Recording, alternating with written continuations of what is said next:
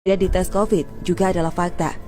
Entah bagaimana ceritanya orang yang sudah meninggal tapi masih dites COVID. Dua cerita tersebut bukan sebuah kebetulan belaka, bukan pula kelalaian atau kekhilafan oknum, tapi juga terjadi di banyak daerah dengan beragam modusnya. Saya juga menjadi saksi hidup bagaimana petugas kesehatan mendatangi rumah warga dan membujuknya untuk setuju di-COVID-kan. Lalu ketika ditanya kenapa yang bersangkutan menawarkan itu, jawabannya sederhana, untuk laporan desa. Cerita soal pasien yang meninggal karena penyakit lain bila tidak mampu membayar biaya, ditawari surat positif COVID. Cukup menyetujui pemakaman COVID, maka mayat bisa keluar tanpa perlu membayar. Belum lagi aturan pemakaman COVID untuk semua pasien yang dicurigai.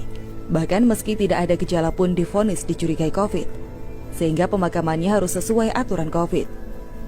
Beberapa hari setelahnya, hasil tes keluar dan ternyata negatif.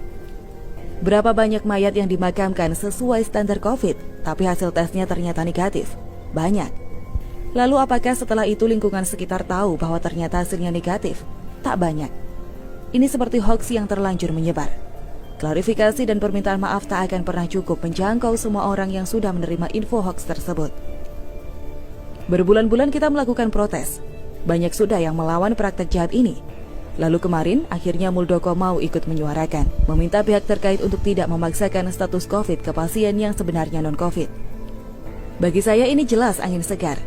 Angin perubahan yang langsung terdengar dari Kepala Kantor Staf Presiden. Harapannya semoga para tenaga medis yang nakal mulai tobat, mulai takut untuk main-main dengan status COVID. Tapi selanjutnya pemerintah juga perlu mencari tahu akar permasalahannya. Teguran kepada pihak rumah sakit dan tenaga medis tidak akan pernah cukup kalau kita tak paham masalah yang memotivasinya.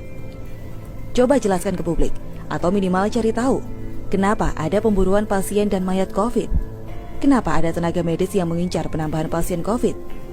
Kenapa ada tenaga kesehatan yang mengincar warga dengan penyakit bawaan dan menahun untuk diperiksa dan dipaksa COVID? Sebenarnya ada apa dengan mereka? Apa motivasinya? Tidak mungkin mereka melakukan ini tanpa alasan yang jelas. Memang sudah banyak kabar dan desas-desus terkait motivasi dan alasan tenaga medis bertindak nakal. Tapi tetap saja ini harus dikonfirmasi karena berkaitan dengan perbaikan kebijakan. Pada intinya kondisi kita sudah krisis, masyarakat sudah menjerit. Sementara di level kebijakan dan wilayah medis masih banyak permainan dan akal-akalan. Bagi pejabat dan profesi tertentu yang punya pendapatan tetap setiap bulan dan kini mendapat subsidi, mungkin COVID ini tak mengganggu kehidupan mereka. Kebutuhan pokok tetap terpenuhi. Tapi cerita para pekerja swasta tidak sebatas masalah PHK. Bahkan makan pun kini hanya nasi dan kecap. 7 bulan sudah kita menghadapi corona dan hasilnya resesi ekonomi. Sampai di sini mestinya kita sudah mulai berpikir tentang evaluasi. Sudahlah, sudah cukup kita belajar dan coba-coba. Data yang dikumpulkan sudah sangat lengkap untuk membuat perubahan. Untuk apa rapid test perjalanan? Kalau itu hanya untuk menjual paksa alat kesehatan, tidak akurat pula. Untuk apa membuat pemakaman khusus COVID? Toh mayat tak bisa menularkan virus. Sudahlah, jangan lagi main propaganda dengan mengumpulkan mayat dalam satu tempat hanya untuk menciptakan ketakutan. Satu langkah Muldoko yang kini berani berbicara frontal melawan mafia medis patut kita apresiasi.